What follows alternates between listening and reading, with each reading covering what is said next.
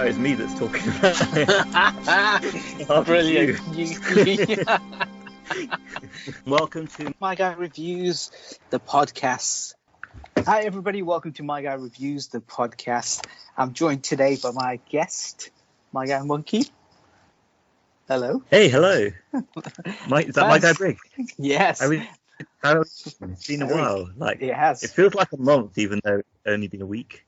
Yeah, I know it does, doesn't it? Like so Happy New Year, Merry Christmas, Happy New Year, Happy Merry holidays, Christmas, Happy Easter, Easter as well. Thanksgiving.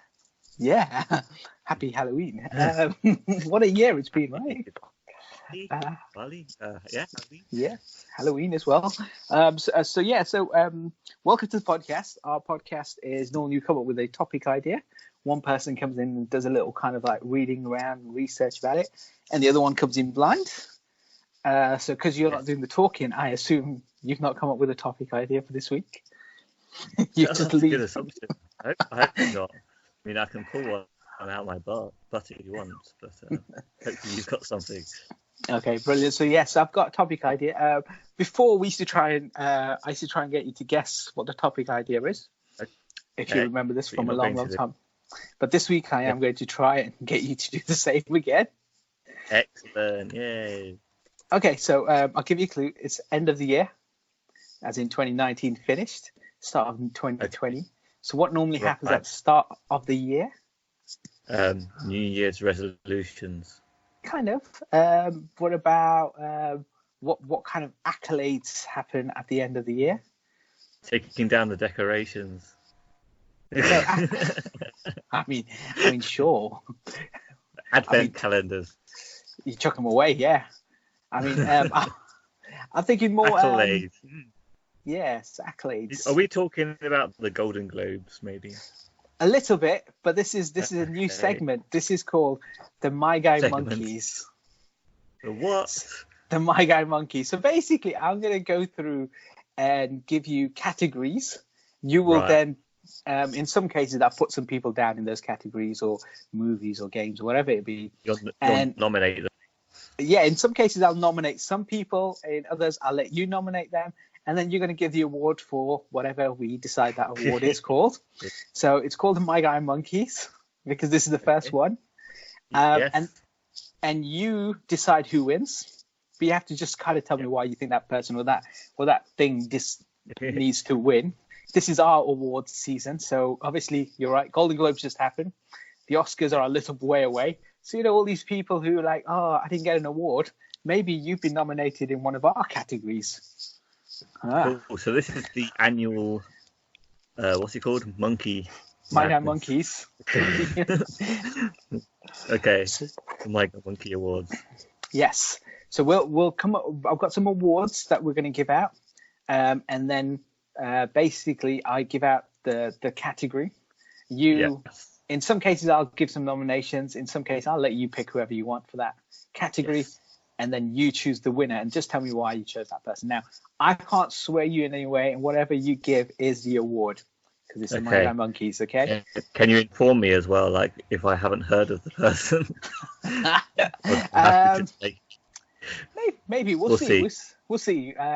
I might not do. I might throw you a curveball. I might give you a category you've never thought of, have an idea or clue on, and then I will maybe try and trick you into giving it to the worst person on that list.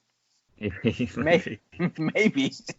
Hey, does anyone give a monkeys? Because I give a monkey. Yes, you do. Who's gonna get the monkey? Well, we're about to find out. Okay, so the first category I have. So we'll start off with some easy ones, right? Yeah. And in there, I put nominations in each case, in some cases. And if you want to change one of them, you're more than welcome to, because it is the My Guy Monkeys. Okay, so this is our 2019 awards. So it's for the year 2019. Okay. And the first one is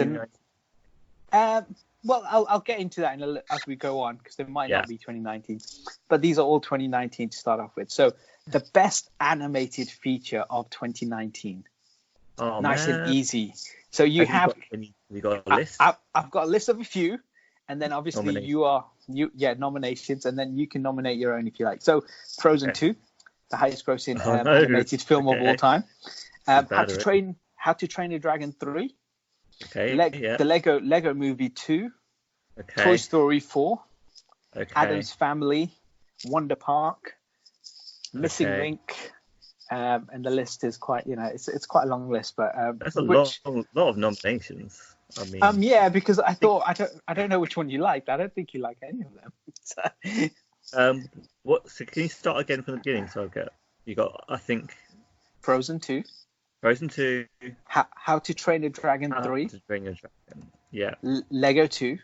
Lego 2. Yeah, that's all I need to know. It's definitely between, I think, How to Train Your Dragon 3 and Lego 2. Yeah, the rest are really not that impressive, I don't think. Wonder Park was okay, but quite cheaply made. It's okay.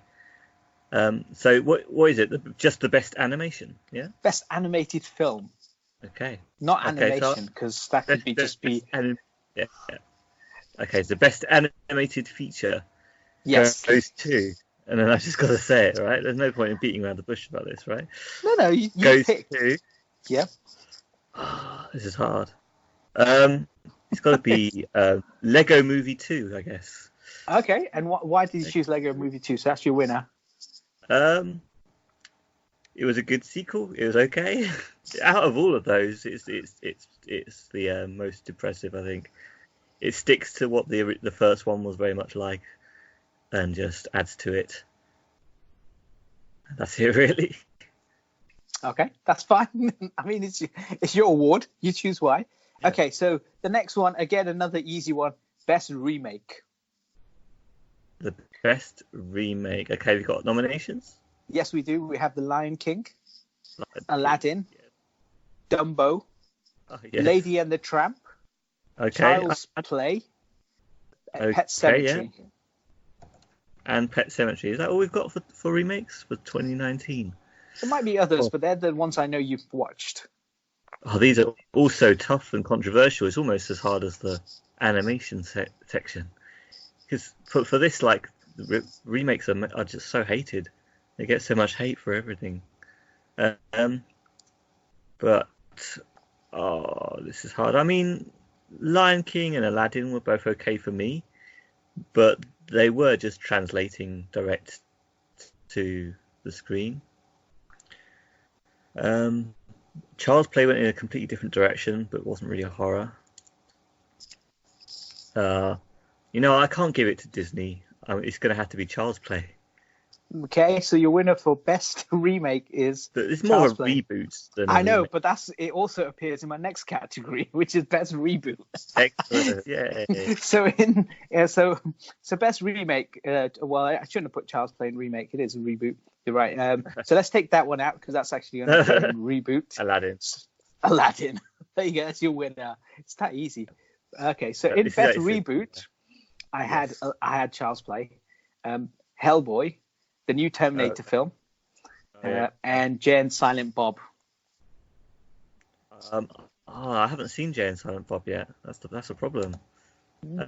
Obviously, I didn't actually see Terminator, but we talked about it, so I feel like I've seen it. Yes. So going based on that, on what you've seen, on what I've seen, there's only one left. You know what? I'm just going to give it to Jay and Silent Bob. I haven't seen it yet. I can't wait to see it and see if it's any good. But I think that's more of a comic take on reboots. So I'm going to give it to them. Reboot's a reboot, it's in their title. Yeah, exactly. I give it to them because, Kevin Smith's still doing it, still out there. Jay and Silent Bob still working hard. Yeah, exactly. I think, I think they've done all right. I think the problem with the film, I think they did a kind of limited release in the US and they started touring with the film. So it's not got a wide release. So I don't know if it's come to the UK yet. But yeah, I'm sure it'll appear on a streaming service soon enough. Yeah, once it's available, I'll definitely see it. I was a Kevin Smith fan back in the day for a lot of the movies.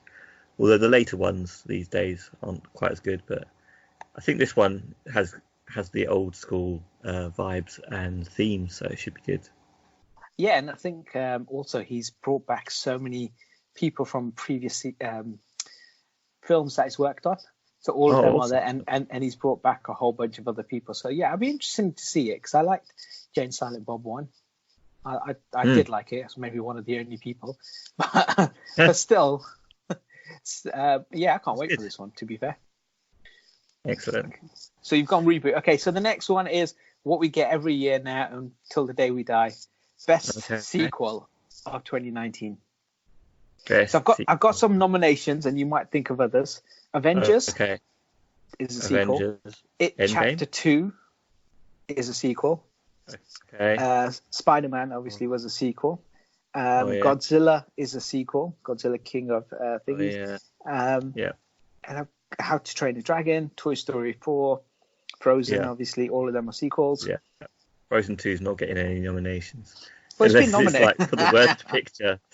Well, I mean, it's not getting any monkeys.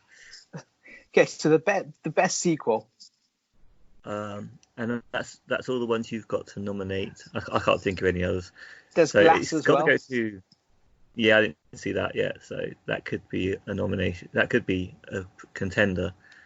But yeah, I need to see all. It's part of a series of films, really, isn't it? So yeah, split. I need to see all of them properly. So it's quite easy one. This one really for me. For me, Endgame wasn't as good as Infinity War. Controversial. Yeah. Oh yeah, Star Wars as well. It's a sequel as well. Yeah, I mean, I love Godzilla, and I love seeing what's his name, the three-headed monster thing. Yep. And it too was okay. It did okay, but it's got to be Spider-Man, I think, for the sequels. Spider-Man, the recent Spider-Mans have just been top notch. So you think the best sequel of 2019, giving it to Spider-Man? Yeah. That's fine. Controversial. Congratulations, Spider-Man. Yeah, Spider-Man. Take that, Spider-Man. You should be doing the accepting the reward speeches. Oh, I'd like to thank Peter Parker for this award. Because obviously without Peter Parker, I, Spider-Man, wouldn't be standing here today accepting this award. I want a big shout out to Aunt May, who puts a roof over my head. That's true. And you know, MJ, we did it. Say, not Michael Jackson. Maybe they did. I don't know. Maybe he did help out. Next one, 2019 best comedy film you've seen of 2019. Okay. Now, Happy Murders, that nonsense that you watched, it does not count. No. So this is where I was going to say you could put in a film that you saw in 2019. Yeah. Didn't get released in 2019 because I thought you might run out of things because I don't know if you've seen a comedy this year, but I have, and there's a long list of them. But for 2019, you can. I will maybe let you nominate a film that you watched this year, but didn't get released this year from now on. Okay. Have we got any nominations for what was released this year? Yeah. So in terms of comedies, there's a heap of them, and I only put the ones I liked, the ones that you may know of. Zombieland 2. Yeah. That's the way nominations work. Yep. Okay. Yes. Yeah. Zombieland 2, you're well aware of. Booksmart, Long Shot, Good Boys, Stubber, Late Night, Jojo Rabbit, and Detective Pikachu. I thought it was funny. Yes. Oh, I'm going Pikachu. I thought that was a great movie. So it's just so what's the word? Derpy is a good word. Right, it was Ryan Reynolds, right? Yeah, it was Ryan Reynolds. Wasn't it? I didn't realise that till the end, and then obviously. Oh, spoiler alert for the spoiler. So you get to see his face at some point. So that's how I knew he was even in the movie. But even spoiler alert that was Ryan Reynolds. It's just Pikachu to me. But yeah, that was a really good film actually. Like the animation was kind of weird, the idea was kind of weird, but that's why it just all worked. And they had a few tiny little references that you'd need to know a bit more about Pokemon, but they were like really obvious references that even I could get because I'm not too deep into it. Yeah, great film. We'll stick with that one. Otherwise, Okay. I would have considered Jojo Rabbit as a runner-up, but I was going to see it this weekend. I'm seeing it next weekend, so I can't confirm it. You just missed out, Jojo. You just missed out by a week. Or because someone else wanted to watch it, so I had to put it off a week. All right. So, to watch it.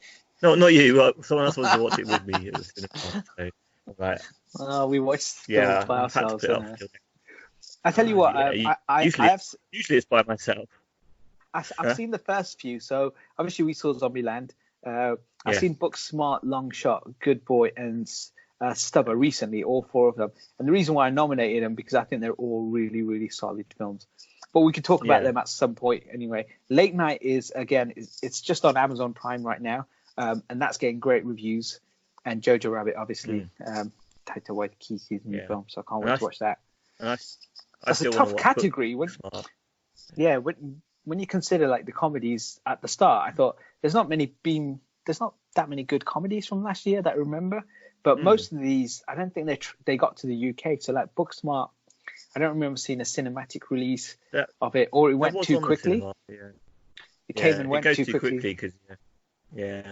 Same with Good Boys and same with Stubber and Late Night as well. And JoJo's only just got here, so yeah, I think it's a tough category. But yeah, I think you did well to pick someone from there. Even JoJo, I'm interested still in Booksmart, and I'm interested in JoJo. But even JoJo, I was worried when I had to wait a week because I'm thinking it's gonna be taken down quickly because that's what happens these days with the smaller movies. That Star Wars or Disney just buy out all the screens, so you can't get any other movies in. Yes, exactly. So 2019, your favorite snack to bring into a cinema? Favorite snack? Now you can't bring in snacks. You'd be in trouble. Or you purchase. What's your favorite purchase for 2019? Actually, you can in my cinema you can bring in cold snacks. That's okay. You're not allowed to bring in hot food from the outside. So the winner is. I'm not giving you any nominations. Where's the nominations? No, because your favorite snacks would be different to my favorite snacks. Very true, very true. I mean, at my cinema with my Cineworld card, which I've got, I get a discount on the snacks. So, and also they have a ice cream of the month, a flavor of the month.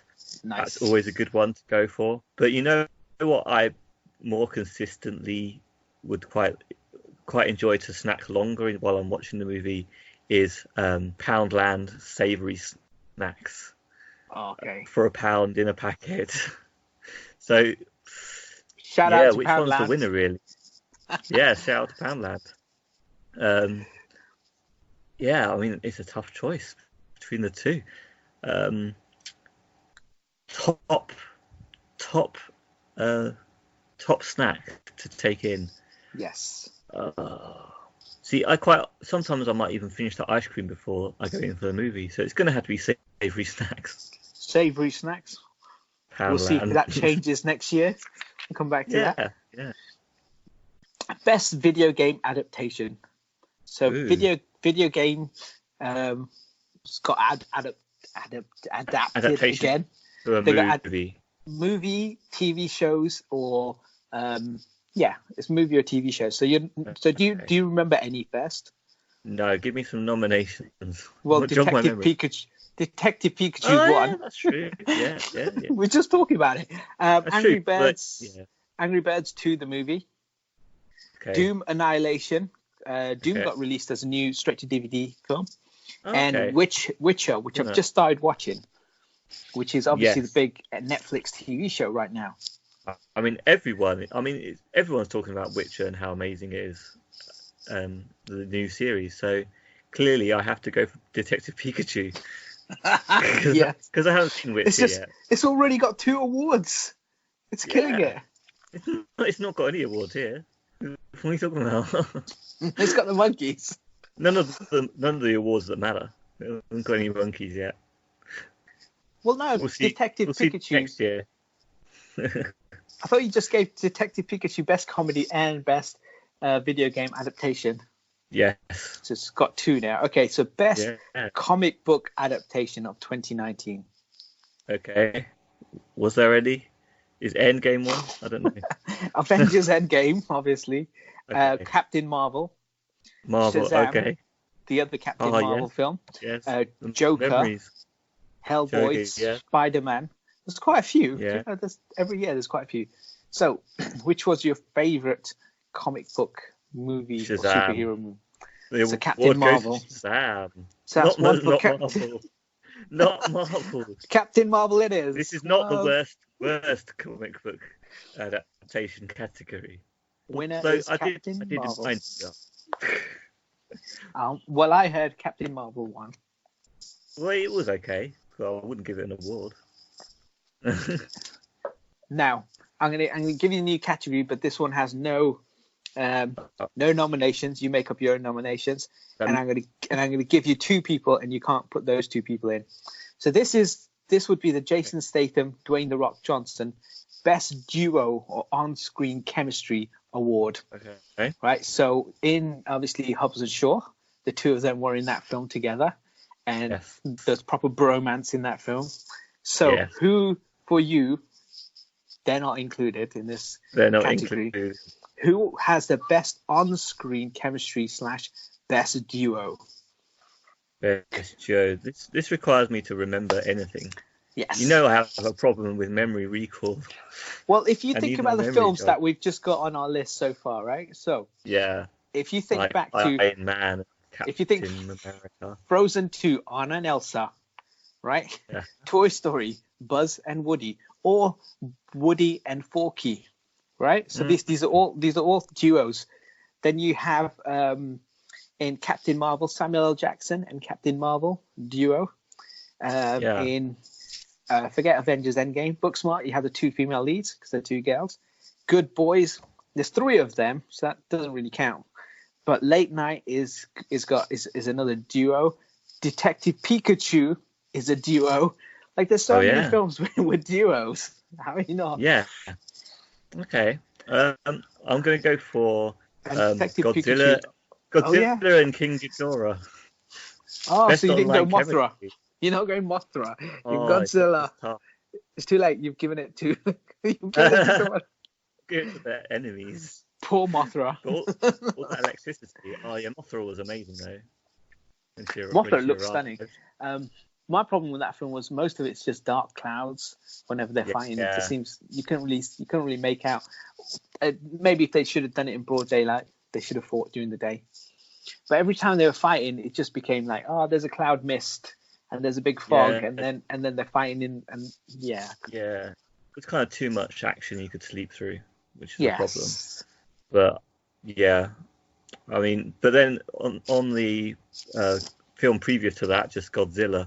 I mean, that gets some flack from you anyway as well for not being able to see anything. Whereas exactly, they keep closing the door on me. Like Godzilla stood outside the building. Just let me see what he's doing. I think that's the way you should do it, and that's keep things off screen as much as possible. That film was so boring. But then this one just had too much on screen all the time, massive fighting, constant.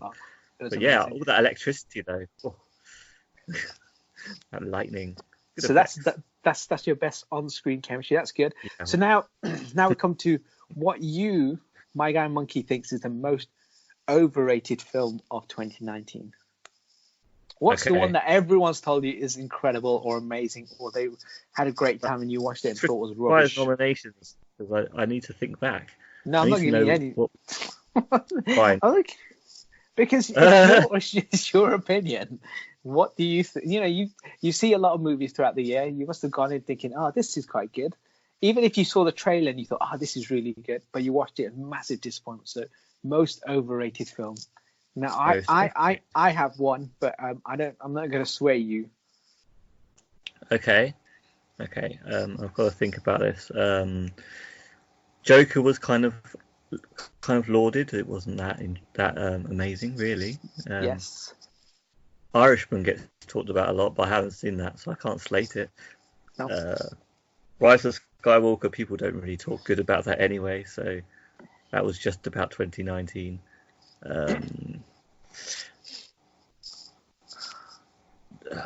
Oh, then there's once. Oh, Captain Marvel was in there, wasn't it? Does people care about that one though? People Not don't really really. talk about that one being that good. See, this is where we definitely need we need nominations. Well, no, because this is your own opinion. So the problem with Yeah, nominations here is if I say to you these were the 2 or 3 films or the 5 films, yeah. it's just purely down to that's based on me thinking they're overrated. So this You is should based you on. should give me some of the films that are rated really really highly, So if and I then I can tell you which one. so based on critical response or based on Audience reviews again. audience reviews. Gotta be, yeah. So 'Cause that's they how could. people they get overrated. Yeah, well, you could be listening to a critic as well, and you think, okay, so I guess Yeah, Irishman was one of those highly yeah. rated movies, as you just said, of 2019, but you've not seen that, so you can't say that's kind of over or under. I might do. So some of the biggest ones, but again, looking at the list, and I think some of them are actually quite good because I've seen some of these, or some Yeah. I know you haven't seen yet, which are good. So like Parasite's got 99, Apollo 11's got 99. It's a documentary. Both Amazing Grace, so the Grace Kelly documentary. Yeah. Farewell's got 98%. Again, another great film. Mm. Then let me try and see if there's. Okay, so Toy Story 4, 97%. Booksmart Okay. got 97. Let me think of another film you may have seen that got highly rated. Knives Out. Have you seen that? It's at 97% as well. It. That's really good. Watch some more movies. Irishman's on 96%. So that's got a really high rating response. But again, Little Women is sitting at 95%. Marriage Story. Let's just give it 90. to that. Oh god, annoying. Why do I need to remake Little Women? Little Women. This one's actually really good. Is it? Have you seen Avengers it? Endgame is sitting at 94%. What else? I'm just thinking about the first film that you may have seen. Oh, it's Miles Davis. That was actually a good one. There's so many good ones. There's that. I can't really say. I might have to just go for Endgame. You know. Avengers Endgame. You think is the most overrated film of 2019? Yeah. Out of that list, anyway, because Infinity War was much more well put together, and Endgame just felt kind of like thrown together. It was kind of a mess, but people won't admit it was a mess because it was such a big movie. It was more about emotion and like this big goodbye rather than sort of about this. Shazam got 90%. Yeah, that's not overrated though. That should be 99%. That is overrated. I'm sure there are some. I mean, if anyone rates Dumbo, for instance, I can tell you that. No, I don't think that's no definitely not up here. Good. Oh, Missing Link's sitting at 89%. Wow. I have to watch that one. That's on Netflix, by the way. So, which one's your most overrated? You've gone with Avengers. Yeah, let's just go for Endgame. Yeah, you know why. I've explained it. Okay, most underrated movie of last year. So what film have you seen last year that you think people may not have seen, or it's so good that just it was either criminally underwatched or just kind of came and went really quickly? I think there are loads and loads of these, and you've really named a whole load that people just won't have watched. But I know that I saw Midsummer, and I enjoyed that. And people don't really think highly of that or necessarily seen it, so that's my pick. Midsummer. Most underrated. Most overrated, you wrote Midsummer. Good. Underrated. And most underrated, you went for Avengers. That's good. So now that you chose a Midsummer, we get back on topic. Best horror film of 2019. Okay, we got a list this time. We got a long list of nominations because some of these I actually like. Midsummer, obviously, you've already just mentioned that. It Chapter 2.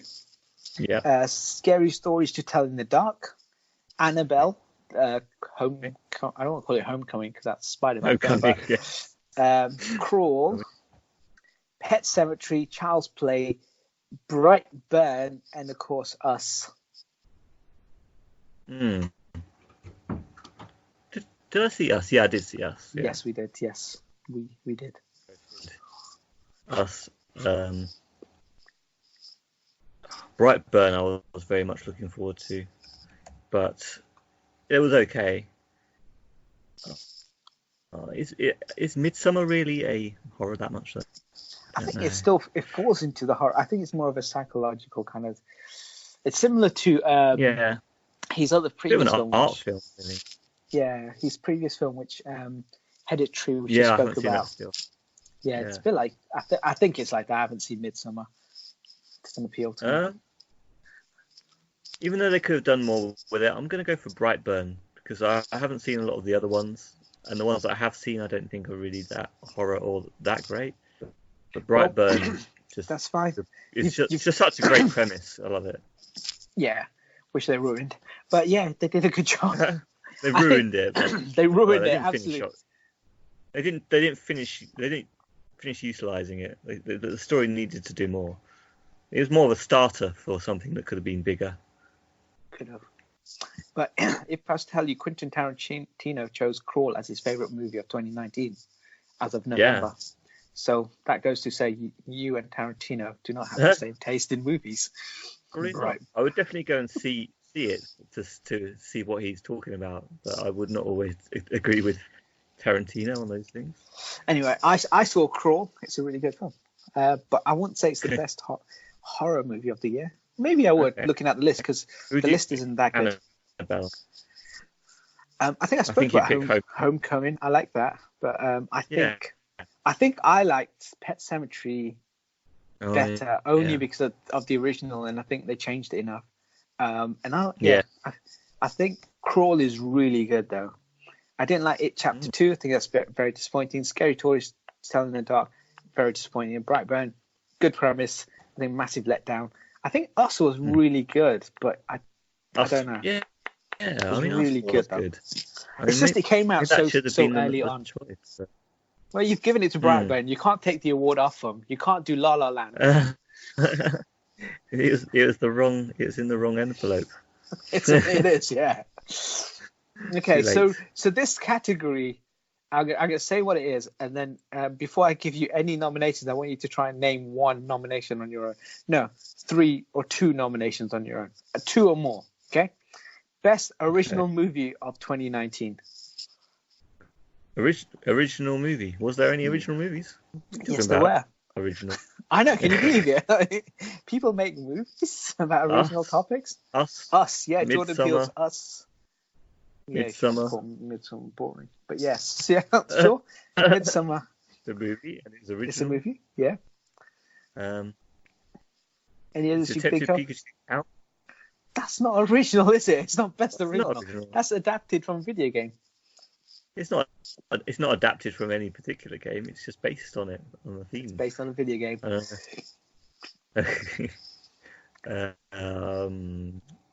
I guess Crawl is original, is it? Yeah, I think most horror films tend to fall into that. So you could say Crawl, you could say Brightburn, you could say, well, Annabelle's a sequel now, so you can't say that. But you can also say was a twist on Superman. Yeah, but it's still an original horror concept. Yeah, and same with Escape Room and Us. So they're all new, original ideas. Okay. There's also one that you forgot, which is Quentin Tarantino's Once Upon a Time. It's not an adaptation. That's an original. Hustlers, starring Jennifer Lopez and Constantine Wu. Good Boys. A lot of the comedies are. Yesterday, Knives Out. And then some of the comedy films like Stubber, Long Shot, Booksmart. They're all kind of Jojo Rabbit. So they're all kind of original. But there isn't that many original films. But based on the nominations, who do you pick for Best Original Movie of 2019? Well, as much as I'd love to give it to Tarantino for Once Upon a Time in Hollywood, and as much as I'd like to give it to Jojo, but I haven't seen it yet still because I had to see it next week instead of this week. So I'm going to take advantage of being able to give it to Us. Yes, so Jordan Peele's Us gets his first win. Yes.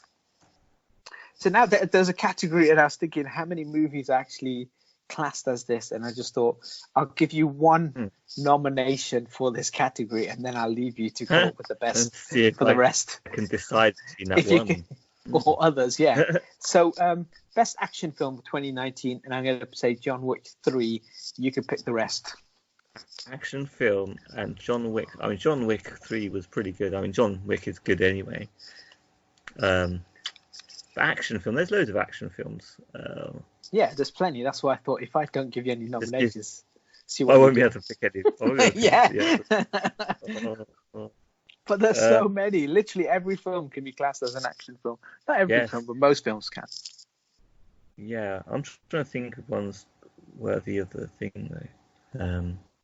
Worthy of the monkey. Worthy of the monkey for having good action. Oh, you know what action film I rewatched recently? Yeah. But it's actually of the decade. So if it was action movies that I've watched, it would be quite useful. But it's not, is it? It's of 2019. It has to be released in 2019. You have to watch it in 2019. I'll give you that. The first time. You have to watch it in 2019. Yes. For the first time? Oh, that doesn't count either. Okay. What is your decade one, by the way? My decade one would have been Mad Max Fury Road. That's a proper action and done well. I think that's overrated. That would be my most overrated movie of all time. It's a great movie. Overrated. They're driving and then they go to a place and they turn around and drive the other way around. So that's it. Yep. Okay. Where's the action? The reason it's good action is because whenever things are going on, you understand what's going on. And that's the difference between a lot of other action where these days they throw action at you so you don't know what's happening. And then that's called action. But this one, you always know what's happening. And the whole thing is pretty much action. It's just driving. Yeah. Driving in a straight line. Yeah, that was it. It wasn't. To be fair, my favourite film of 2019 would be a film I only just discovered. A film called The Raid. Have you seen The Raid? I haven't seen The Raid. It's a martial arts action film. Okay. Basically, it's around apartment buildings. So this SWAT team gets called in, and then this is the start of the film. So they come in, and there's a set of apartment buildings, and in those apartment buildings, they're going to get to the kind of the person who's in charge of the apartment buildings because he's a big time drug dealer. And then, by floor or by every kind of thing, there's just loads of people trying to kill the SWAT team. And the action over story is incredible in the film. Yeah. And you know how you can love follow style. The action. Of course you can. They're wearing different clothes. It's not like Transformers action, where it's just all blur. I understand Transformers action. The Transformers are of different colour. They're not that difficult to follow. Okay. For me personally. So are the Raid and Transformers similar in action style? No way near. Make up your mind. The Raid is it's like John Woo. Not John Woo, but John Wick. So but John Wick's been given the US kind of glossy kind of budget, but this is like a $1 million US budget film, which looks very gritty, very raw, and it's like Tony Jaa in On Bank. The fights look like they hit and they hurt. A lot of the stuff that they do, bang, bang, bang. Like when you see Jackie Chan and jumping around and he does his own stunts, it's kind of like this sort of thing. But this is the next kind of the next evolution in kind of martial arts movies. Yeah, I mean that's why it won the Monkey Award. So you didn't watch it in 2019. It doesn't matter. So it was released in 2019. It gets the award. You've convinced me. So your nomination was John Wick 3. Do you seriously want another action nomination here or not? To give you some more? I'm going for The Raid. It's fine. Good. So you snubbed John Wick. Yeah. The Raid sounds good. It's currently on Netflix. It's really good. Okay. Well worth the watch. Okay, so now this is a category where I think you haven't seen any, but I put some down anyway. So best Netflix, or not Netflix, but best documentary you've seen of 2019. documentary. I've only seen one. Which one did you watch? Then he wins the monkeys. One Planet, Seven Worlds, is it? It's called. Okay. It's I'm not sure. It's a nature documentary, David Attenborough style thing. And yeah, it takes place on the 7 continents. Obviously, one episode per continent. Yeah. Obviously, it brings up climate change and stuff quite a lot because it's that's what's going on in the world at the moment.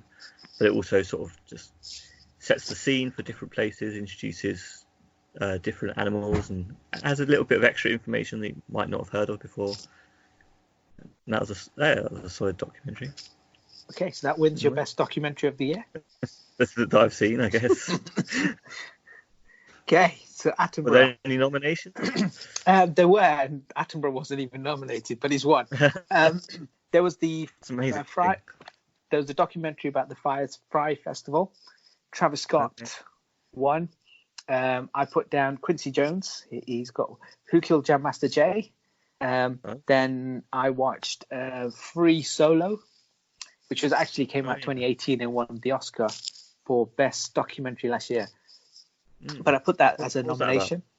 So it's about a rock climber who climbs cliffs and hills, but he does it with no harness, no rope, nothing. So that's why it's called. Made movies about things like this, but to actually do a documentary sounds like the best of both worlds because it's kind of it must have been looked quite good and been quite action packed. Well, it's not action packed. It's a guy climbing a wall. It must be like tension. You know what I mean? I was lucky to be able to watch it on a bigger TV than we have, and I watched it in currently Disney streaming service. You get 7 free days, so I subscribed to that. And this is one of the documentaries I watched on there, and it's in 4K. And there's a bit at the start when the camera, I don't know if they're using a helicopter or however they shoot it, but the guy's just climbing the wall with no harness, no rope, nothing. That's what free solo means. And it looks incredible. Like the greenery, the actual hill he's climbing, all of that looks amazing. And then it's this guy's whole kind of career, all the stuff he's climbed and trying to climb this Yosemite National Park hill. And then it's a case of like, it's not just a simple case of, you walk and climb upwards because it's thousands of feet in the air. It's which route do you take? And also people have already been on there. So do you have enough grip and enough kind of like foot kind of presence so you can actually grip onto something? In some cases, you might have to leap to get to the next edge. Remember, he's not got anything on him. So it's absolutely incredible, like the things that they do. But yes, you've given it to David Attenborough. So it doesn't even matter. Okay, best Netflix original movie. Netflix dropped nearly 30 to 50 films last year. So I thought, I think they should have their own category of movies. Most of them are rubbish. Sure. Some are quite good. So what's your favorite Netflix movie of 2019? Name one and I'll give it to them. I don't think you've seen any of them, but some of the best ones that I had was The Irishman, I Lost My Body, Marriage Story, Doltomate Is My Name, that new Eddie Murphy film, and the new Michael Bay film, Six Underground. Triple Frontier came out this year as well. Well, do you want to give the award? Because you've seen more of these than me. I think I Lost My Body is really good. It's an animated film, but it's really, really good. Okay. Very good. Irishman's good, but it's long. It's just the movies that they made, not the series. No, because there's too many series, and they'll take you. You wouldn't have seen any of them. I've heard good things about Marriage Story as well. Yeah, but I think it's too sad to watch. But the others were a bit more fun. Best TV comedy of last year that you've seen. Okay, best TV comedy. Yes. So this is out of your wheelhouse because you don't really watch TV. I don't, no. Apart from Family Guy. I did have some nominations and Family Guy wasn't one of them. So we had The Good Place, BoJack Horseman, Brooklyn Nine-Nine, Big Mouth, Fleabag, and What We Do in the Shadows. Okay, right. Yeah, I give it to Cleveland Show. Repeats. So you went Repeats of the Cleveland against. Show. So you went against Barack Obama named Fleabag as one of his favorite TV shows. I Oh think no, he named 3 or 4 TV shows as his favorite of 2019, and Fleabag was that. So yeah, wow, well, you don't like Barack. That's what that means. that's terrible. Best book Yeah, adaptation of 2019. There's been quite a book lot, but adaptation. yeah. So like We did a whole topic on this one. we did YA novels, but this is 2019. Okay. Your favorite book adaptation? Any nominations? Plenty of nominations, but I don't know how many you've seen. You've definitely seen It, Yes, true. Pet Cemetery, 5 Feet Apart, Little Women. You said this one's actually good. That means I have to go and see it now. Yes, it is good. Yes. Okay. Any others? I think I found one more, but I don't think you've ever heard of it, so I'll leave it as Okay. those I guess 1, 2, 3, 4. out of the ones I've seen, I guess it would be It. It won.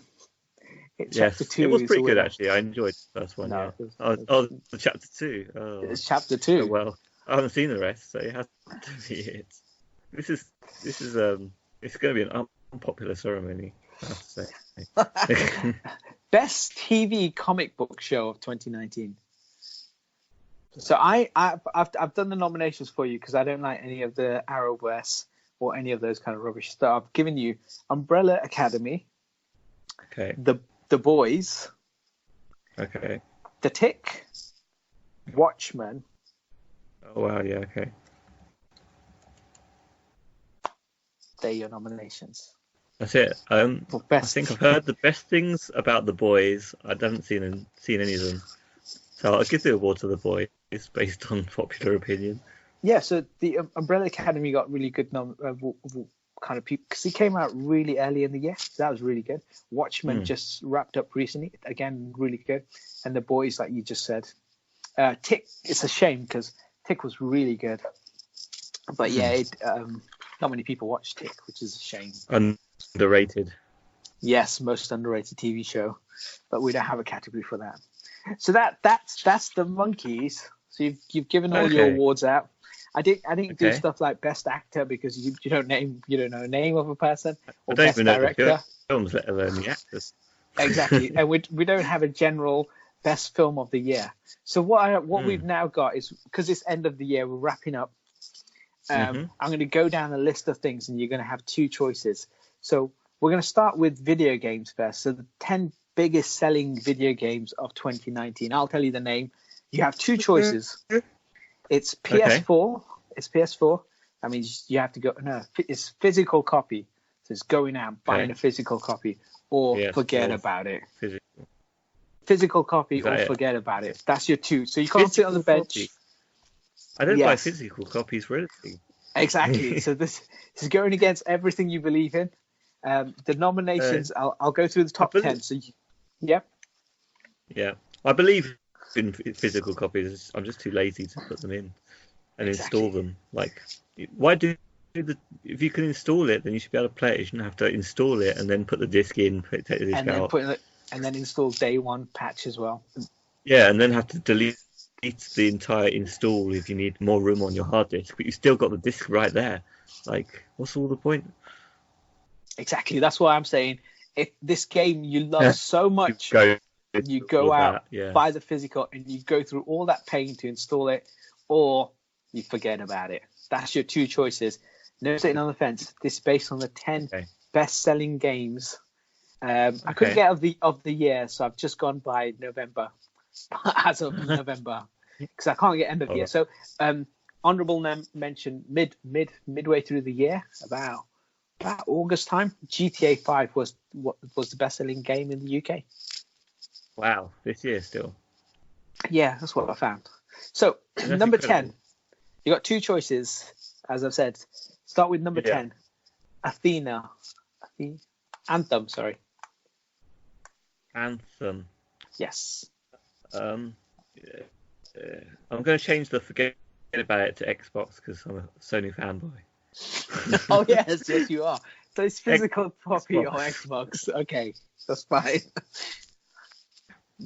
Get it if you've got an Xbox. So you've already been that one straight away. You've not even. Yeah, I kind of don't even remember what it's about. No. Okay. The next one, number 9, Star Wars Jedi Fallen Order. I haven't got much leeway. It's got to be one or the other. Yes, there is no sitting on the fence with this next game. Oh dear. Xbox. It. Oh, it's another one you've dumped. Super Mario Bros. Ultimate. Oh, what? We've got Nintendo games as well. Oh, well, it's a top Xbox 10 selling. So, whoa, that's very controversial. Xbox them all, by the sounds of it. Tom Clancy's. I haven't played these. Tom Clancy's The Division 2. Xbox it. Let's get rid of them all. So we're into number 6 now. The 6th best-selling game, Kingdom Hearts 3. Kingdom Hearts 3. Yeah, PS4. Physical copy. You don't say. Let's take this one. Yeah. Physical copy. Okay. Yeah, it's one that you would. Okay, Mortal Kombat 11. Another Mortal Kombat game. The first one is enough. Let's Xbox it. Okay, so number 4 on the list, Borderlands 3. Oh, you got to get this one. It's PS4, isn't it? PS4. Physical copy. Okay, so the next one I know you've never played in your life, is, and you never will. Okay. It's Madden NFL 20. Madden. Madden. That's the baseball game or something.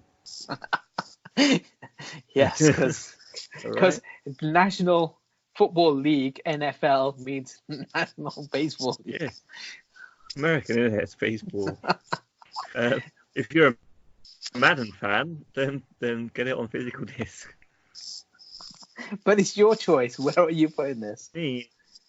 Oh, Xbox it. Okay, that takes us to number 2, NBA 2K20.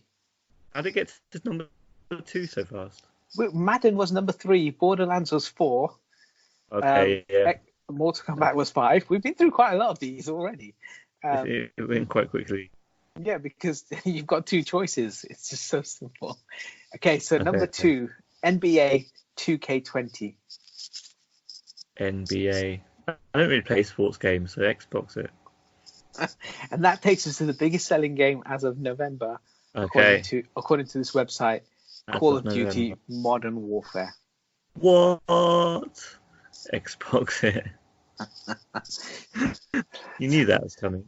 I know. I don't know why I didn't think. Where's Red Dead Redemption 2 on there? Where's that? That was only released in October, so it's last year. Couldn't have. Oh yeah, that's the year before. Okay, never mind.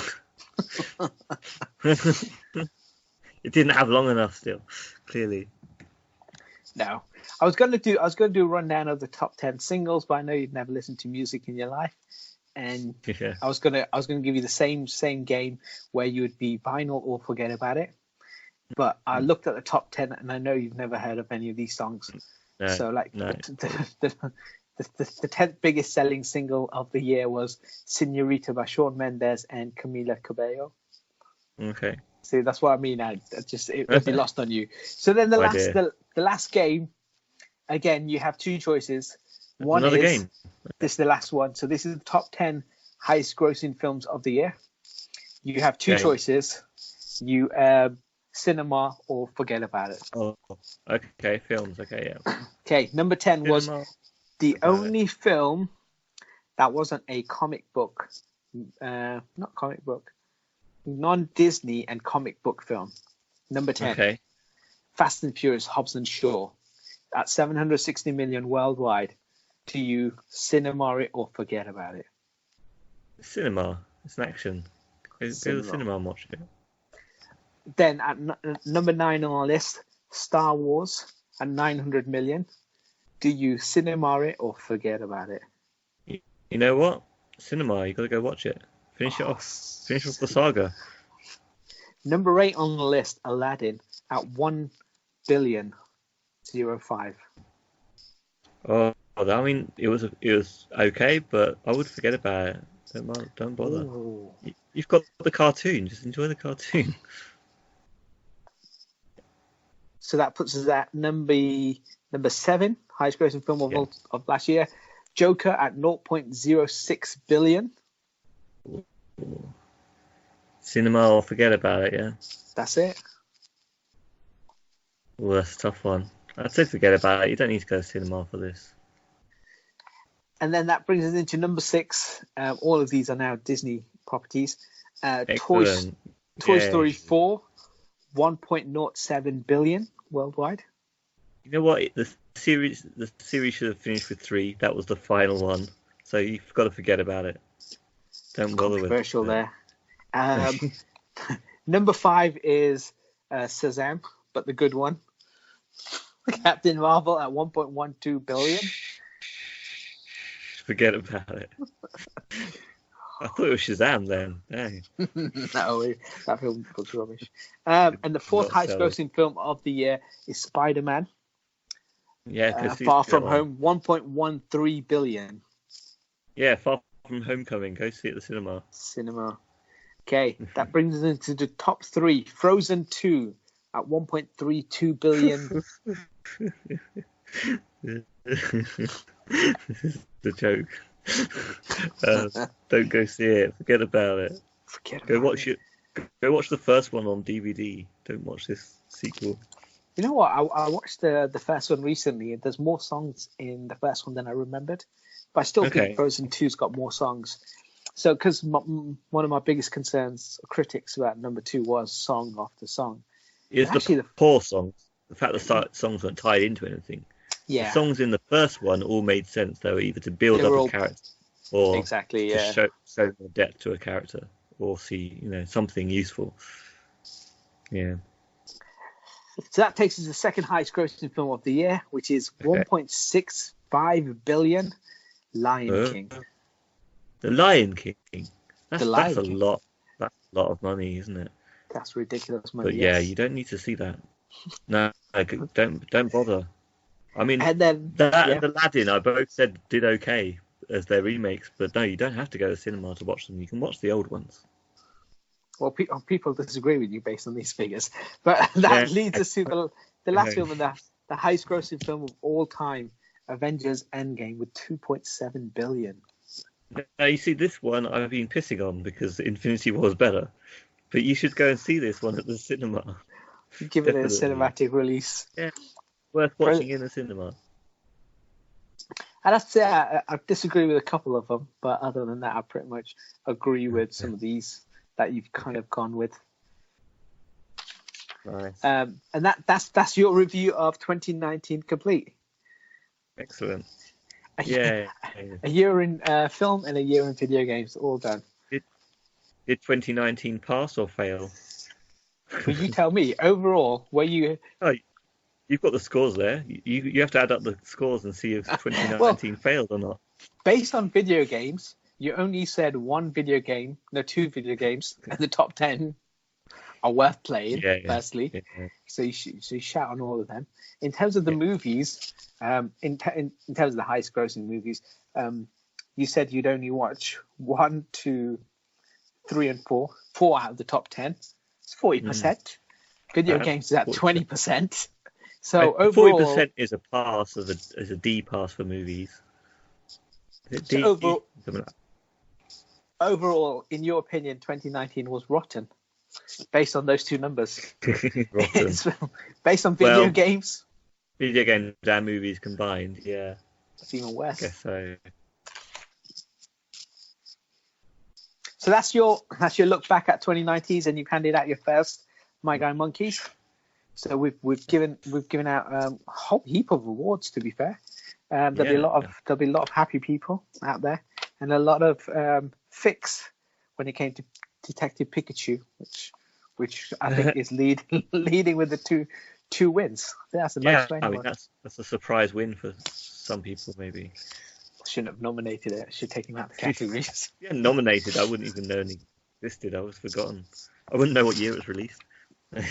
Oh, that's a good point. I just left it out. You would have just waited till next year. Maybe you did. Maybe there's some out there that you purposely didn't tell me about that I would have voted for. And you knew it as well. In some cases, out on purpose. I did sway the vote a little. Yes, sure. Why not? Because I mean, you even brought up Godzilla versus King Ghidorah, which I might have forgotten about. So thank you very much. I put that in intentionally because I didn't like the Godzilla film. Yeah, and you knew that I liked it in some ways. Exactly. I thought you might give it more awards, but best chemistry is one of the biggest awards you can give it. Best chemistry. I mean, there was lightning everywhere. That's That's quite a lot of chemistry. Yeah. Isn't that physics? They've got the spark. that special spark. Yes. It just draws them together. Okay, so that's our topic done for this week. So that takes us into our first segment. Oh, okay. What segment are we doing first? Our normal segment. All right. So, do you want to do the jingle? I need a trigger for this jingle, Oh, do I need to tell you every time? I think so, because it doesn't work otherwise. Okay, so do you want to do the jingle? I don't know. So you've seen it? You've seen an episode or two this week, yes? Do you want to do the jingle? You need to answer this question first. Have you seen an episode or two this week? You do the jingle, and then I say yes or no. You do the jingle first. Is that a no? You haven't watched it. I'm not doing the jingle if you haven't watched it. I watched one episode. You watched one episode? Oh my gosh, you watched South Park, you basket. Yes, I did. So this week's episode, I watched an episode called Chicken Lover. Chicken Lover, which the N64 game was based on, or something. I don't know. No. So this one, Officer Bob Brady is called in for a crime, and he finds out he can't read. Oh yes. Okay, so do you remember the episode now? No, I don't really remember it. Okay, so basically, they find out Officer Bob Brady can't read, and so he gets suspended from the police force. And literally, as soon as they make that announcement, there's looting and there's shooting and all hell breaks loose in South Park. But he has to go back to elementary school, so he goes back to Mr. Garrison's class, and he has to learn to read. Wow. Yeah, I remember this vaguely now. Yeah, I do remember. And then he deputizes Eric Cartman, Stan, Kyle, and Kenny to be deputy police officers. Yes, which means you get the classic line from Cartman. That's right. That's the one. I thought this episode happened later on in the seasons, but I didn't realize it was so early on. Because I love this bit. Once he gets on the bike and he's wearing his police gear, he's got his black shades on. He pulls over Stan's dad, and he tells him to respect his authority, and he beats him up. And then he does that to a number of people, and it's just so funny. Eric Cartman's so funny in this. So there's a guy who's coming to town, and he's got like an old school bookmobile, and the kids borrow books from there, and he's trying to encourage Officer Bob Brady to read by leaving these clues around chickens that he's having sexual relations with. Relations. Yes. How many relations? Sons, daughters, he's having. I mean, everyone having kids together. Well, I don't think they went that far, but yeah, he did. It's also really, really good because Eric Cartman obviously gets the power, goes to his head straight away. But there's a bit right at the very end where he uses the baton and he hits the guy on his knees. And then Stan or Kyle shouts out and says, "Oh, you can't just hit anyone." And Officer Bob Brady takes it off him and said, "Yeah, you're right. You can't hit him like that." And they whacks the guy on the head and he tells him, "This is how you should hit him to bring him down quicker." It's such a good episode. Good lessons learned.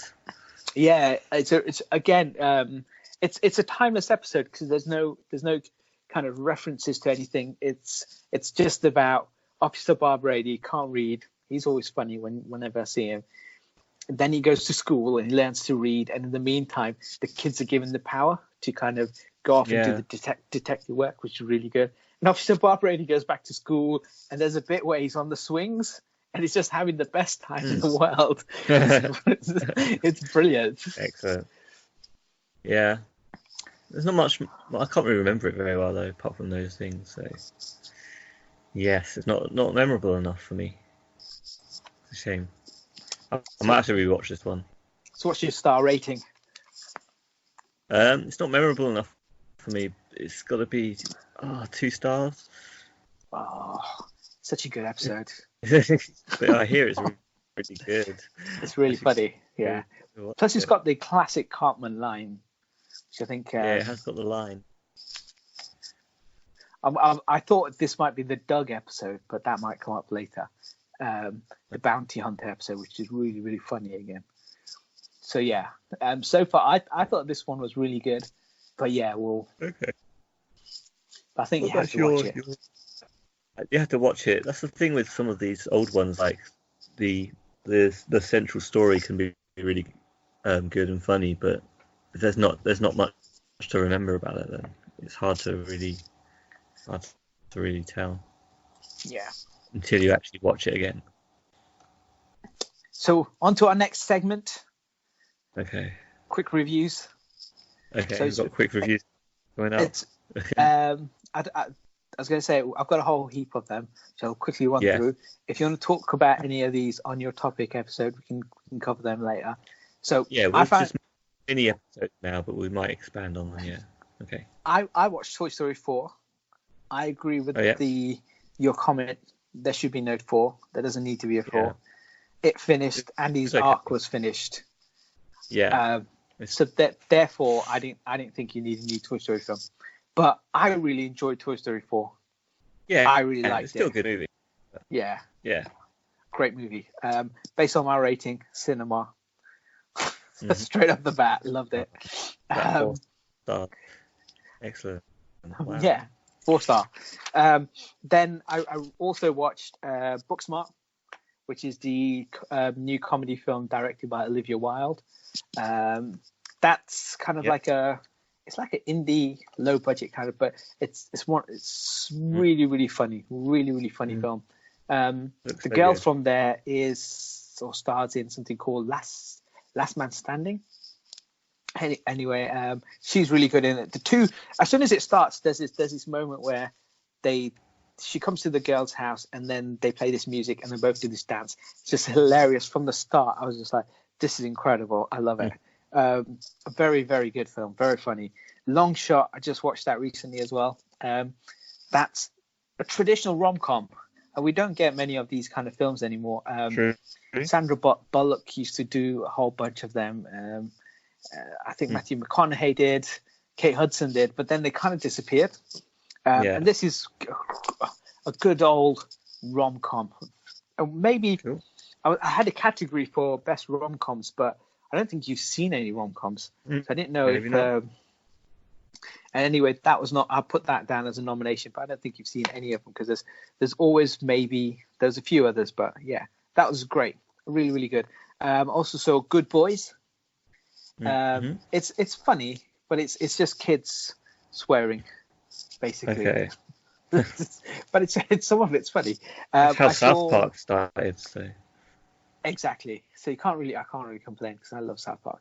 I watched Stubber, which is the Dave Baptiste film with Kunal, where his name's Stu and he's an Uber driver. Oh, so combine the two together. And Dave Baptiste plays a police officer who's had laser eye treatment that day. So he needs the Uber driver to drive him around. And I love this film. It's so funny. Such a funny film. He's a great underrated guy. So. Both of them have great chemistry on screen. They were really, really good. Very, very funny film. So I saw that one. I saw Dora the Explorer. Yeah. I think Dora the Explorer, the first 40 minutes is really funny, really good. I think the next half was fine. It wasn't as good. But there's 2 bits that Michael Pena has one where all the kids are captured, which he's got a really funny line in there, and right at the very end where he's crying.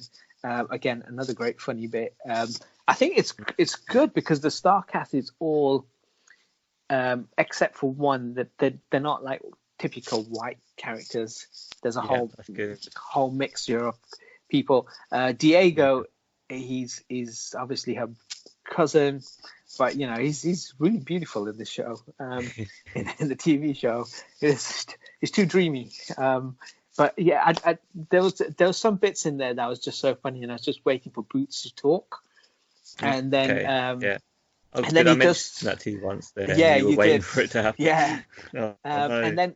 And then he never talks again, which I think was brilliant. I think it's a good idea because in the cartoon he does, but I'll need to now look back at some of the cartoons to see, does he talk when there's adults around, or does he just talk when it's just him and Dora? Yeah, I wonder. Yeah, so that could be a play on that, which was really good. Swiper was quite funny early on. He did some good swiping. That was quite funny. There's a bit where he picked up the toad, the killer toad, that I found funny. The main villain, he's actually a really big Spanish star. He's been in I think it's Instructions Not Included and Overboard. He wasn't as funny in this. He's been hilarious in other things. Still a good film, Dora the Explorer. Still well worth a watch. Yeah. I watched. It's in that derpy character category, like Pokemon for me. I just love it. It's just a fun kind of light-hearted kind of film. Yeah. I watched the film that Quentin Tarantino said was his favorite film of 2019, Crawl, which is about a girl who goes back to her hometown where her dad is in a month of flood, massive flood, hurricane and a flood happens, and then in the flood, obviously these alligators or crocodiles, it doesn't matter what they are, but they somehow get loose in this town, and she's trying to save her dad out of their house. He's stuck in the basement, and then the crocodile comes in, or the alligator. It's really good.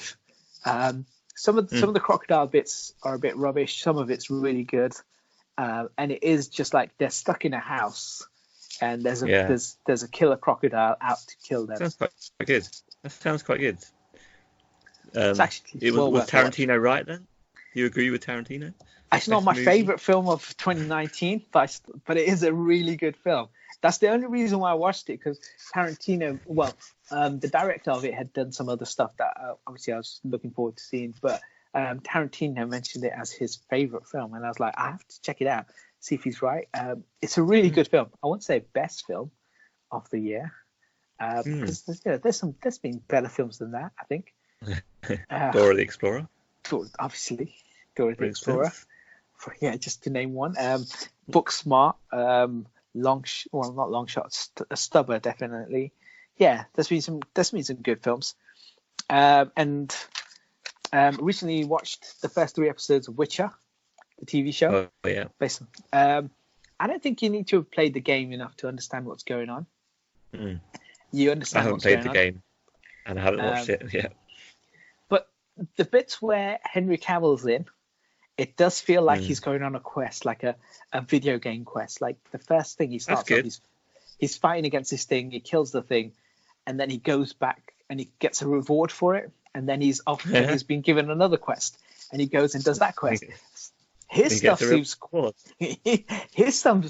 unless if it changes a bit, but what he's doing seems quest related. Like he's doing side quests, maybe he's doing the main quest. We don't know yet. But it's doing random quests. Just quests. They just pick randomly each week. He's just trying to get his XP up. Yeah, that's all it is. Yeah.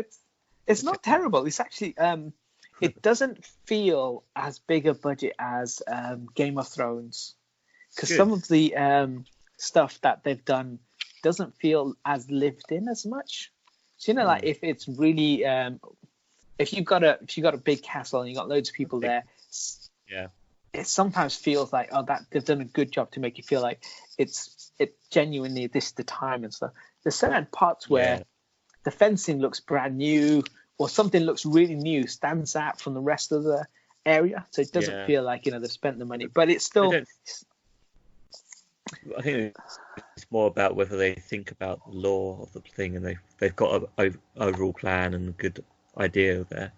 So probably with The Witcher, they've just sort of taken ideas rather than sort of forming their own massive idea. I don't know. I haven't seen it, but that'd be my guess. Yeah, they've taken just a couple of storylines from the books, and Yeah. they're working off the books, and it's not 100% video game related as to what Witcher 1, 2, or 3 is, but it's just taking that sort of element. It's still good. The problem with a Netflix show is it's got 8 episodes, an hour each. Once it's finished, it's going to take nearly a year and a half before the new season comes out. Yeah. So you kind of lose interest in that show because it's going to take so long to watch the next one. So I don't know if the second season will have as much appetite, but it might do. But it's because it takes so long to produce it. So Netflix wait for the show to be released, wait for the people to start watching it, and then they say, okay, it's been greenlit. Let's get everyone back and let's start doing the next season. On TV, they can make those decisions earlier, so you can have the same show come back a year later. On Netflix, it's just going to take a bit longer. Yeah, that's something that really annoys me, as we've mentioned before. Just waiting between seasons is annoying. Yeah, and this one will take its time as well. Yeah, I guess that's why they need to have things that really get people's interest. Otherwise, yeah, like you say, they lose interest in between. So. Yeah, because it's such a long way. That's the problem. Yeah. So I watched that. I started watching Barack Obama's recommendation show called Fleabag. It's only 6 episodes a season, so I'm watching. Yeah. They're about 25 minutes long, not long. So I'm watching one episode every few days because I don't because it's gonna finish. There's only 12 episodes. Yeah. Just trying to savor the show. It's such a good show. It's so funny. Okay. You agree with Barack?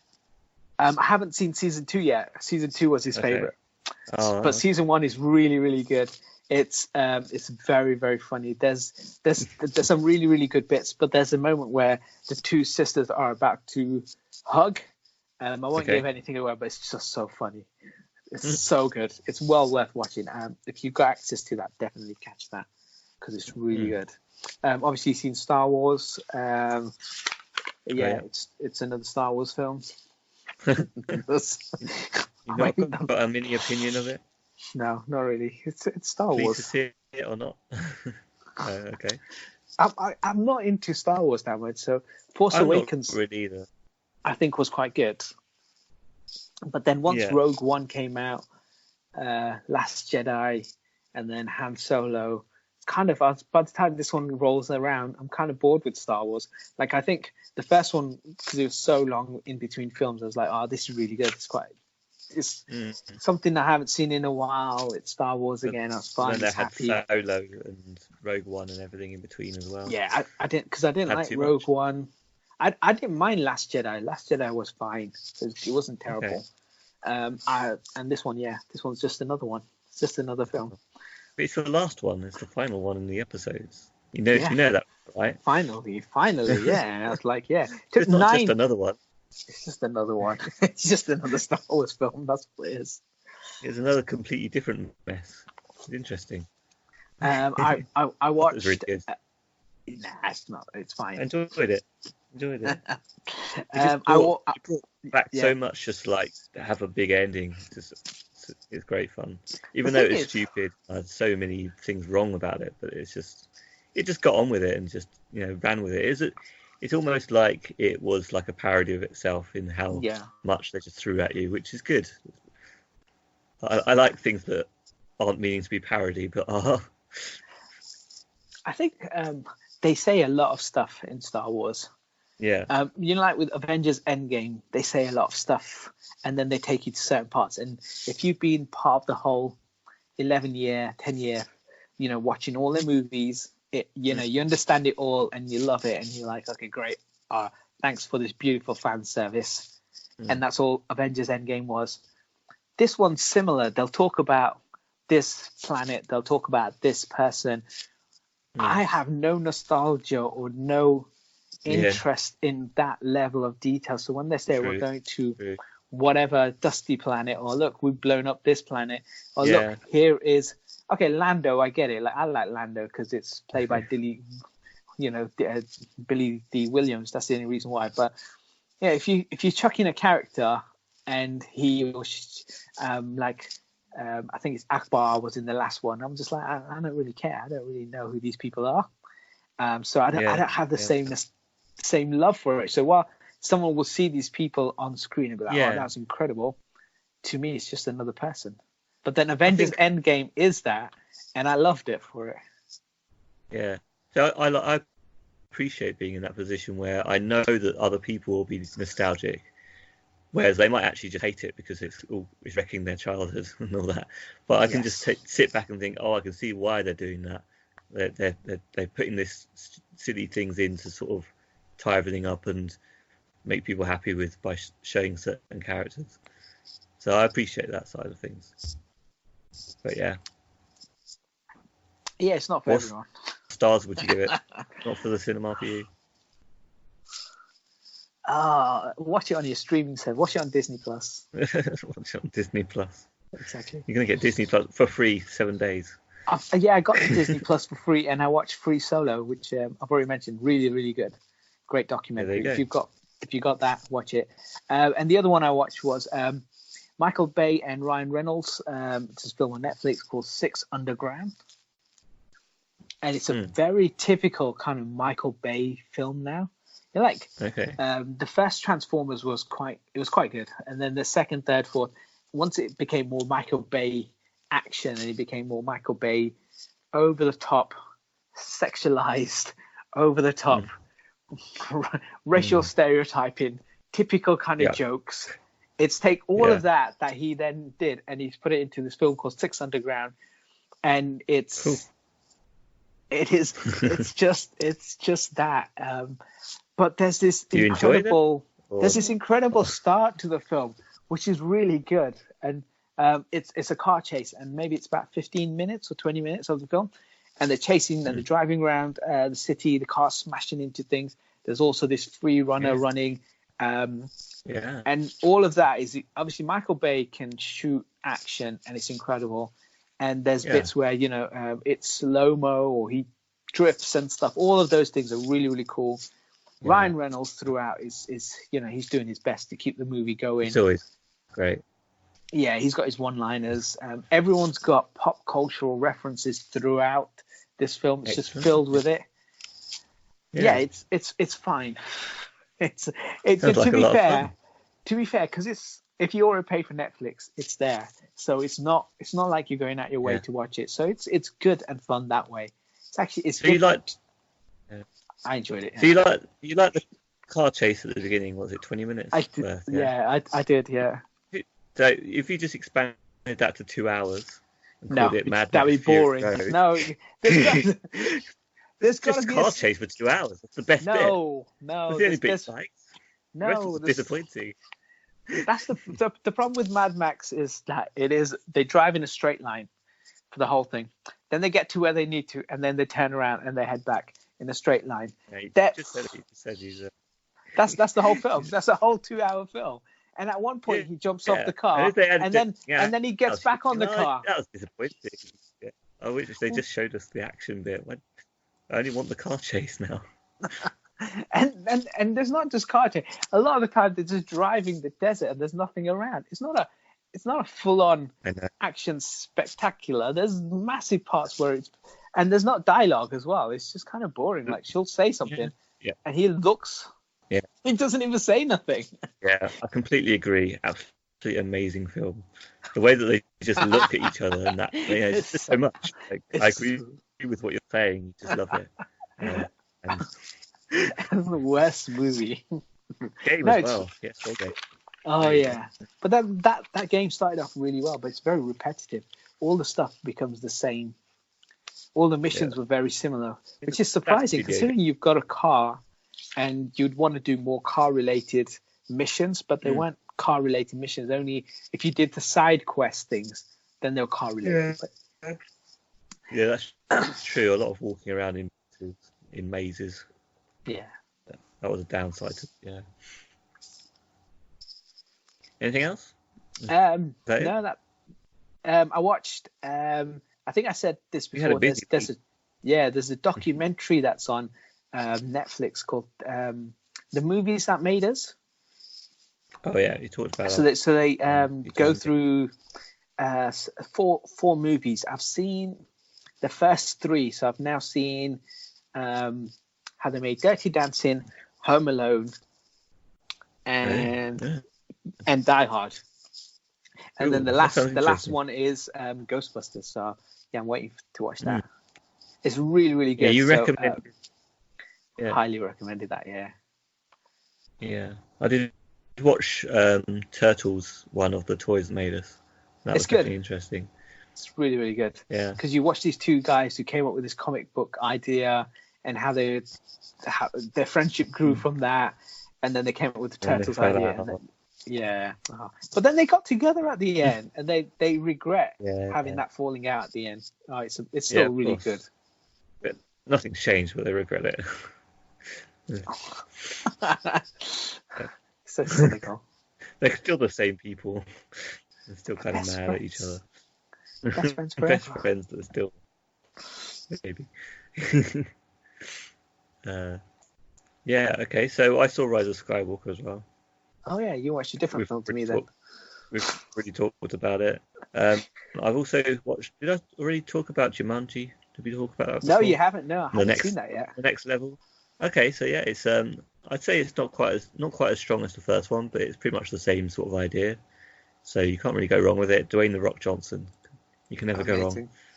Yeah, and actually, I think it really shows, without giving away. Well, I suppose it gives away a bit of the plot, but each of the characters end up playing over the course of the film as playing as two different people within themselves, because obviously Dwayne "The Rock" Johnson is the avatar for someone that's playing the video game.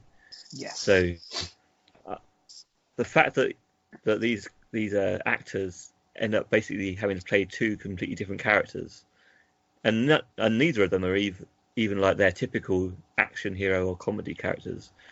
It shows how good their acting skills is. Because the fact they can come off as completely different people. I think it's quite a good vehicle for them to do other movies. I don't know. Yeah, Oscar nomination then. Yeah, it's a solid movie. You didn't nominate it for one film though. One award. It wasn't nominated. I forgot about it.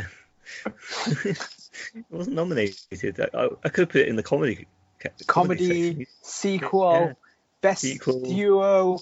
There's so many nominations it could have had. Yeah, they just missed out because I think the nominations are rigged. That's what it was. It's the best sequel. It comes in so many categories. When you think about it, it's almost in every single sequel category. Oh. Yeah, that's it. Could have taken it all, but no, it got forgotten about. Kind of a best reboot as well / remake. Yeah, I'd give it maybe 3 stars anyway. Oh, cool. I don't know if you need to see it at the cinema, but it's definitely a high rating. Other things I've watched in things, I have mentioned this to you. I watched 2 out of the 3 seasons of something called The Dragon Prince. Yes, you did. Yeah, which is it's an animation made for Netflix. It's by the same people that made Avatar: The Legend of Aang, which is a great animation. Like, it's one of the best animation series, I think. James Cameron's Avatar, yeah. No, not that Avatar. No, it's a different one. This is animation, as in 2D animated cartoon. It's a great series, Avatar. But basically, I think that it's not as strong as their first thing, which was Avatar. They're still making stuff, but it's never quite as strong. But it's okay. I'd give it a 2 stars. If you've got Netflix, then watch it. Otherwise, I wouldn't go out of your way for it. What Avatar, we'll clip that, and then by the end of this year, when James Cameron's Avatar comes out, you could say exactly the same thing for his film. Yeah, it's not as good as the first one. Yeah, I mean, it's always true, isn't it? So, you can say it about anything. I just said it about Jumanji as well, so that works out well. So every single film so far. Perfect. Okay. Video games. I've been playing some video games over the Christmas period as well. Let's see. I'll talk about my VR games, as I talked about a little while ago. Getting a VR headset for the Yes, I've played Skyrim. That's right. How did you know that? You saw me playing on PSN, PS4. So yeah, I've tried. I finally got and tried Skyrim VR. I've tried Drive Club VR, and I also also played Viri VR. So I've got a bit more idea of some of the pros and cons of VR. So with Viri VR, it's very much just a video experience, very very limited. I wouldn't pay full price ever for this thing, but I got them on sale, and I got it primarily for someone that doesn't play video games to experience. You get to sit and basically have a 360-degree camera in Kenya, just having a close personal experience with some animals in Kenya. So there's not much to it. It's not for regular gamers, but definitely if you want to get something and it's on sale for like other family members that might enjoy it, then it may be worth it. Drive Club I gave a try to. I found it was about as interesting as the game, which I think it's a bit dull. I find Drive Club generally the game a bit dull. Yeah. And yeah, the VR is the same. It's dull, but also it's made me kind of nauseous because obviously you're driving a lot, quite fast, and they haven't done anything with something that they do in the Skyrim is whenever you're moving, they put a sort of shadow around the outside of your view to help reduce that sort of motion sickness that you'll get from having that side view sort of moving by, and they don't do that for Drive Club, so I couldn't really play it for that long.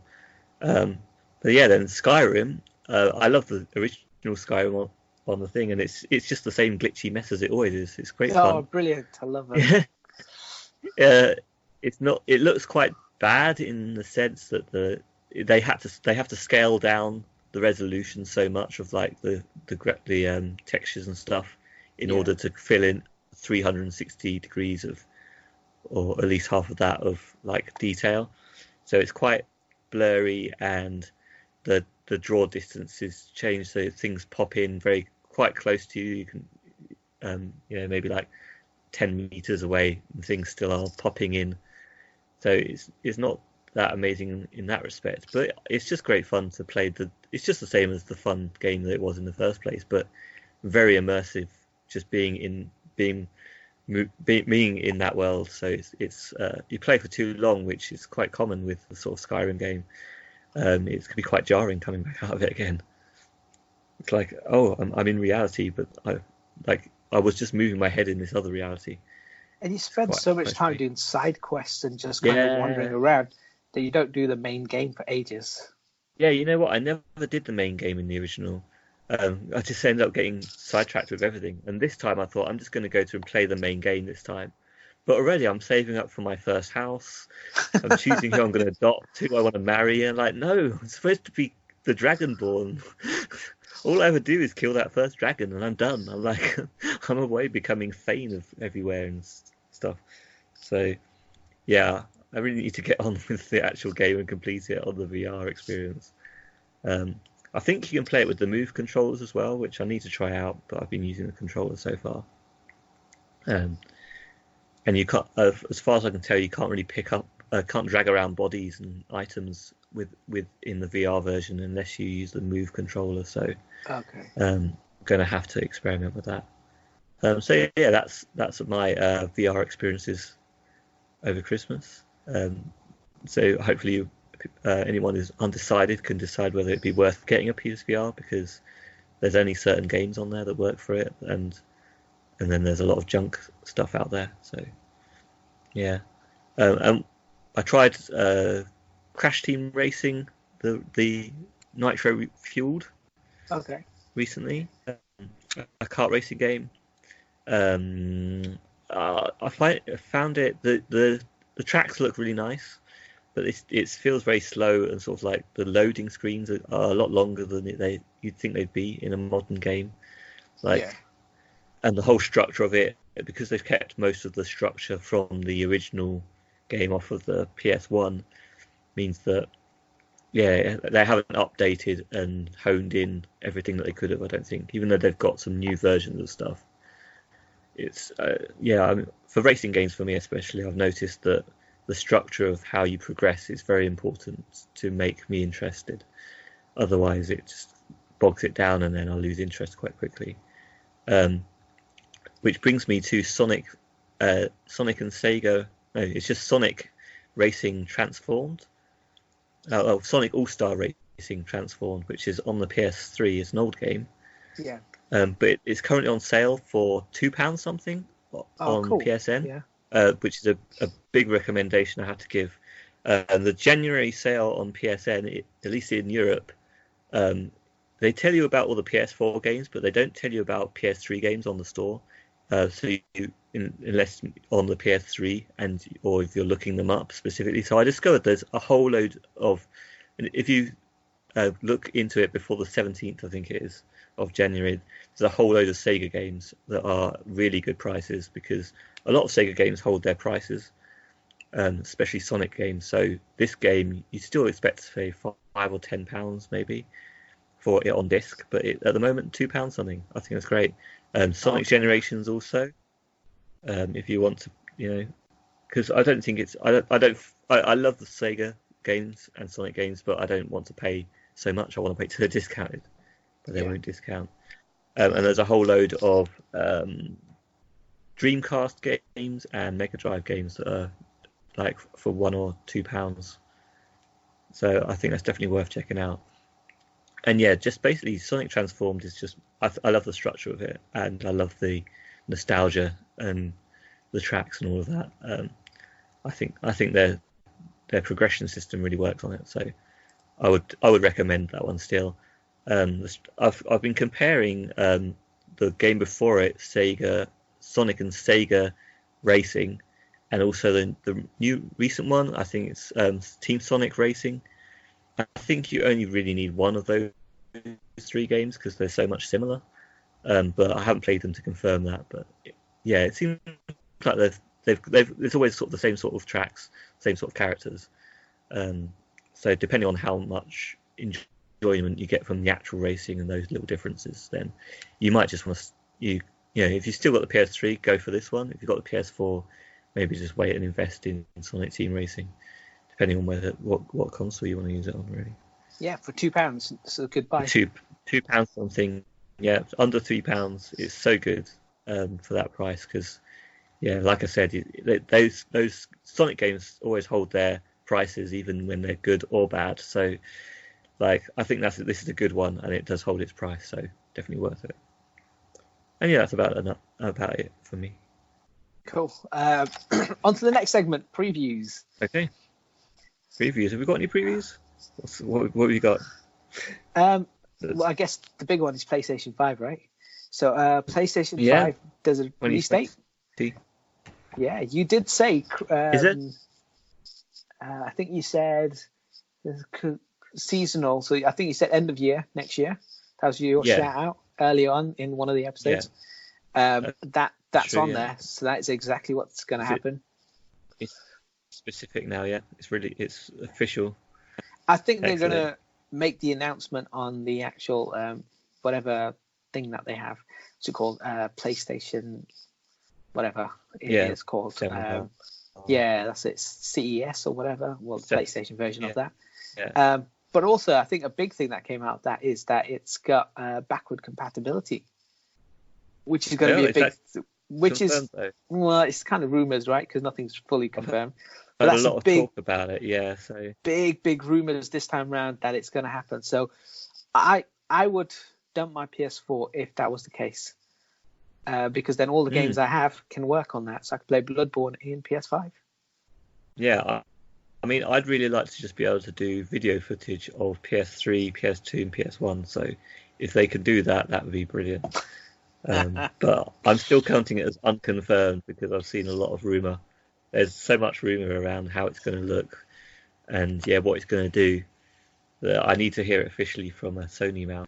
So because they applied for a patent which is around backward compatibility. Yeah, I think that's that, and there's a number of leaks, but there's no official. I've seen the design or the concept pictures. I don't really care what it looks like.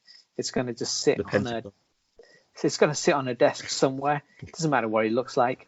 The backward compatibility is the only thing that really excites me about it so far, because we've not seen any games on it. But I imagine the next GTA, not next year after maybe, when that comes out, we'll go straight onto PS5. So, we've got that leaked information already. Yeah, we leaked it. No one else has, and we've got it here. Yes. So that one's worth banking. That one is definitely banking on. I'm definitely banking on that. Yeah. Because we know that's the case. It's not rumor. But if anyone talks about it from this, it will become a rumor because you'll be talking about it from third persons. But exactly, yeah, that is a rumor. Exactly. So in that way, it protects anyone from getting in trouble anyway, because it's just rumors, isn't it? So exactly, we can make up a rumor as well. So Last of Us is coming out this year at the start of the year on PS4. It's an official release. It's coming out soon. PS5. They've announced the next PS Plus. Have they? What games are out for January? I've forgotten who it was though. I know there was one that they were impressed by, and then there was Goat Simulator, which people weren't as impressed by, I guess, because I've already got that on PS3. Goat Simulator, have you not even heard of Goat Simulator? No, that's incredible. I think I can't remember. Is it the Half-Life team or Halo? Yeah, Half-Life team, I think, or something like that. Okay. They were doing several years ago, because it's a PS3 game. They were working on physics engine for their next games, and people were very excited about what they were going to do next, and to see it. And basically, they had a physics engine in a sort of midway state where things were like kind of messed up, and they released a game using it where you play as a goat and everything just flies around and it's just a complete mess, and released it as a game, and everyone was like, what, this is the old game you've been working on? It was all a bit of a joke. But now like several years on, Goat Simulator has got several add-ons and different themed content. So you've got like Goat Simulator MMO and things like that. You just do silly things, earn trophies and get points and stuff. Okay.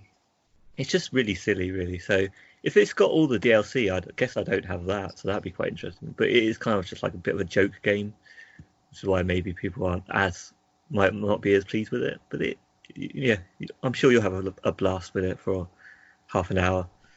It's worth half an hour of your time just for the fun. Yes, and the other one I can't remember is Uncharted, Nathan Drake collection. Yes, Uncharted. Yeah, that's it. Uncharted. How did you guess that? Did you know? I just because they're going to bring a new one out. Well, they've already got number 4 out, haven't they? Number 4's out now. Oh, okay. Yeah, it's been out for a while. I remember. I think we got Uncharted 3, right? I think I got that. I'm not a fan of Uncharted. I think they're fine. Me neither. I just like the cover shooting element. Other than that, it's nothing special. Yeah, I didn't like it at all, really.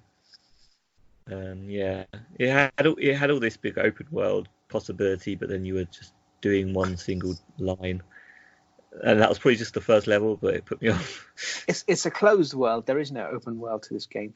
Exactly. It looks like it could be a good world, but it's all very closed. Yeah. Only good thing is the cover shooting element, and that's the only thing I liked about it. Other than that, the game I think is quite boring. But you know what? I haven't played number 2, so I might play number 2. People say the second one is better. I've played the third one. I think that's the one we had on the PS3. That's the one I thought was quite boring. But you never know.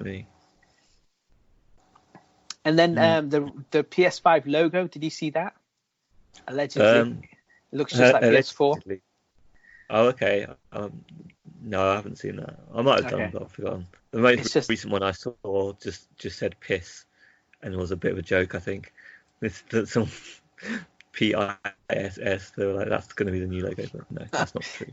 No, it's literally just says PS5. The thing is, all that stuff doesn't really interest me. Like, it's fine. Guys, put whatever you want as a logo. Create the box however you want, as long as it fits in my house somewhere.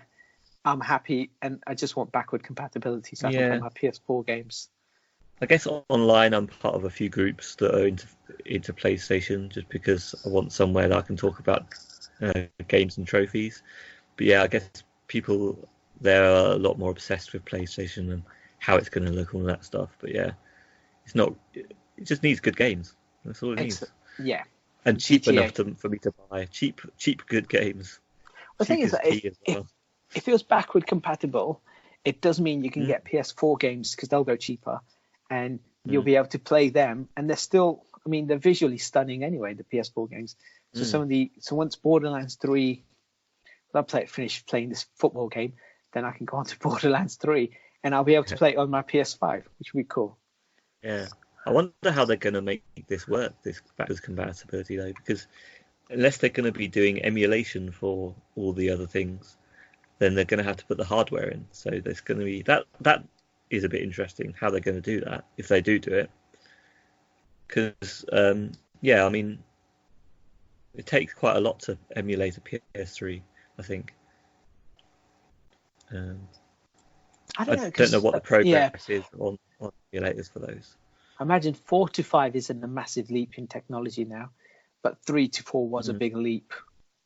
So it's not even the fact that, it's not even the fact that it's a leap. It's just the fact that PS3 was reportedly so hard to program for because it's got an entirely different hardware structure. So how you translate that into a different thing is quite difficult. Like PS2 and PS1, you've already got emulators on PC, so they're easy enough to software emulate. They just need to steal someone else's code that they've already done and call it their own. That's yeah, exactly. Nintendo did. All you got to do is you could buy it. You can buy it off them. I mean, that code must be so old by now that the people who made it would happily sell it. Open source as well. So open source, people develop it together, but then Nintendo famously just stole things off people once or twice. Yeah, they when they wanted to emulate their old NES games, I think it was on like Wii and stuff like that, or was it? I don't know if it was Switch or just Wii. They just outright ripped other people's work that they'd done, like open source, creating these emulators. They shut all the people down that did the emulating stuff because they keep in control of all their products, and then they just steal and use it themselves. So yeah. There's something to look into if you want to see the actual facts on that, though, because that's just going off what I remember from what I've seen. So, yeah. So, but it does make me think, like, the more modern console it is, the harder it's going to be to emulate, and especially the PS3. I don't know how they're going to do that. So we'll see if it actually happens. Because you can get PS Now, and PlayStation Now allows you to play the games off their servers. So they may have cracked it. Yeah, maybe they'll just call it. Maybe they'll call it backwards compatibility, but it just reads the disc, takes it off their streaming service. Who knows? Yeah, it could be. Yeah. Who knows? But then you'd have a very limited library because they wouldn't make them all work. No. So yes, more to find out, more to come. Cool. So that's our previews. How can they contact us? Description below, or ask my guy Brig. He knows these stuff. Every week is the same thing. Yep. And anywhere else? Email. Yep. Anywhere else? Maybe the comment section on whatever medium you're using. Yes. However you've listened to this, obviously subscribe, listen, like, tell a friend. 5-star reviews, always appreciated. And then contact us. So email, as you said. Yeah. Or just hate comment, because the comments help, even if it's like telling us how bad it is. So go ahead. I think as long as it's 5 stars, it helps the podcast. But you can write whatever you like. We don't have a problem with that. That's never been an issue. If you're gonna tell us it's a pile of shit, make sure you write 5-star pile of shit. Pile of shit, yes. 5 stars. Oh, that's even. And we'll be happy. We'll be very happy. Over the moon. Yeah. Thanks. Brilliant, and thanks for listening. And Happy New Year, everyone. Happy New Year. Yeah. Bye. Yeah.